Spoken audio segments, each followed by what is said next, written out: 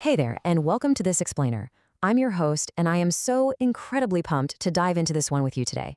We are going to decode something I find absolutely fascinating, the architectural blueprint of a mind in training. Literally, we're digging into the entire 36-week Grade 7 English journey. This is all based on the St. Paul Pacing Guide and the Common Core State Standards. Together, we're going to break down exactly how this curriculum intentionally builds a thoughtful, highly analytical, and just deeply literate citizen, block by block. It's like a giant puzzle, and we're about to put it together. But before we even crack open a single book, I want you to ponder this. What actually makes a student college and career ready in the 21st century? It's a pretty provocative question, right? Because the folks who created the Common Core, they didn't just want kids to sound out words on a page. No, they envisioned a very specific type of literate person. They realized that with the sheer massive volume of information we're all hit with today, we desperately need readers who are discerning, open-minded, and super critical. And honestly, that is the overarching goal driving every single thing we are about to look at. Okay, let's dive right into this syllabus and look at our roadmap for today. We'll start with the literacy blueprint, move into foundations in short fiction, then explore the power of nonfiction, poetry and drama, the oral tradition, and wrap it all up with how this creates the independent thinker. Kicking things off with Section 1, the literacy blueprint, designing the 21st century student.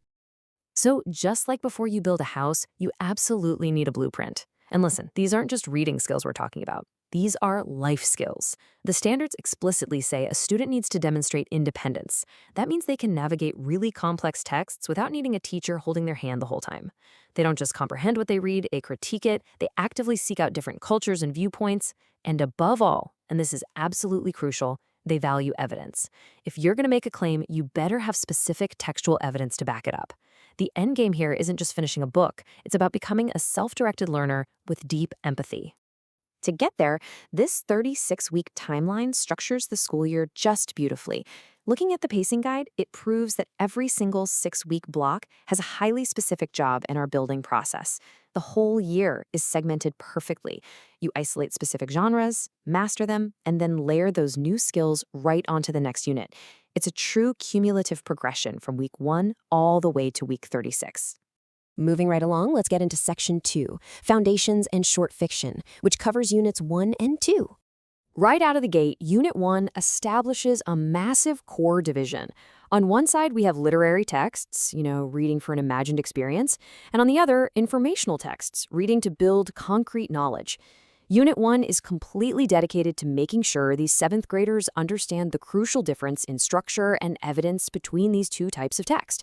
They have to learn to identify central ideas and really explain how the physical structure of a text totally shapes what they understand as a reader.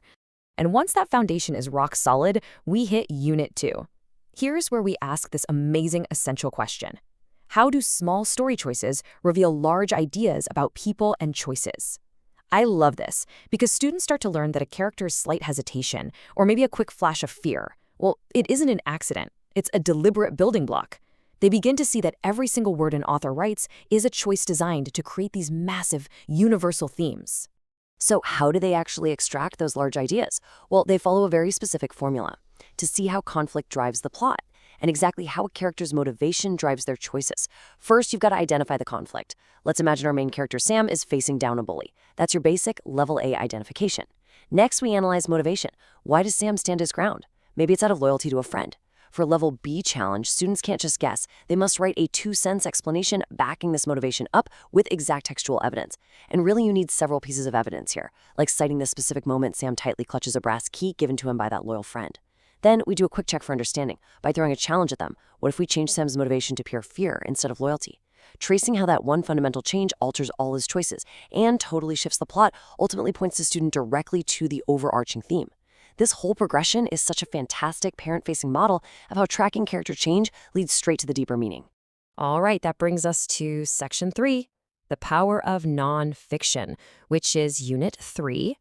Now, what's really interesting here is how this Unit 3 question turns students into super critical consumers of information. I mean, we live in an era of total information overload, right? So asking how writers build credibility and influence readers forces a 7th grader to look behind the curtain. They aren't just passively absorbing facts anymore. No way. They're actively analyzing how those facts are being presented to persuade them.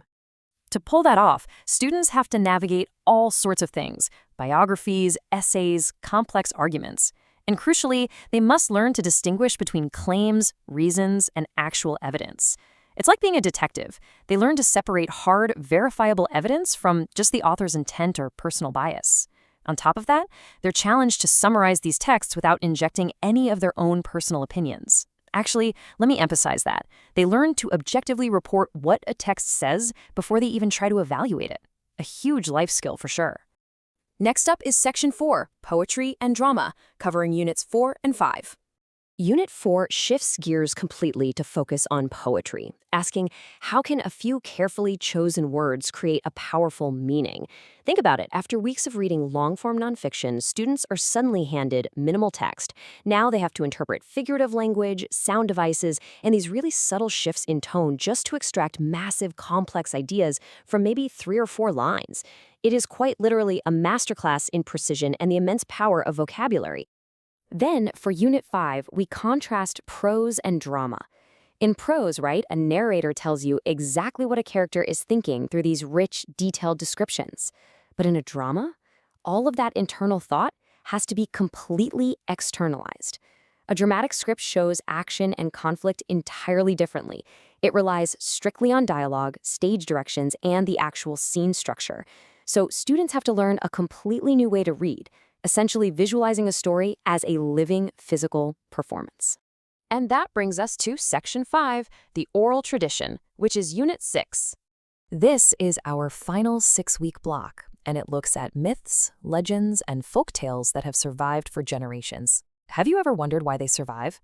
It's because they contain recurring archetypes and universal themes that resonate with everyone.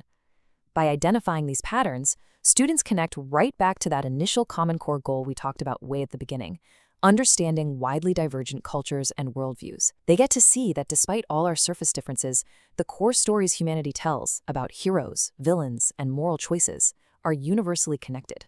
Finally, we arrive at Section 6, the independent thinker, the final destination.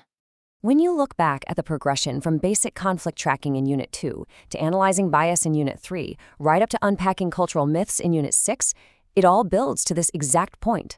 The result is a truly literate citizen who habitually performs critical reading. We're talking about someone who doesn't just argue, but constructs highly effective evidence-based arguments, a person who actively seeks out deep engagement with high-quality texts and appreciates diverse cultures. Honestly, that is a blueprint successfully executed. So I want to leave you with this final kind of provocative thought. When you see the sheer intentionality behind this curriculum, you have to ask, how will these foundational grade 7 literacy skills shape the way this entire generation consumes information and empathizes with others in the real world? If they master this blueprint, they aren't just ready for college or a career, they're ready to thoughtfully navigate and lead in a really complex world. Thank you so much for joining me on this explainer. Keep analyzing, keep questioning, and definitely keep learning.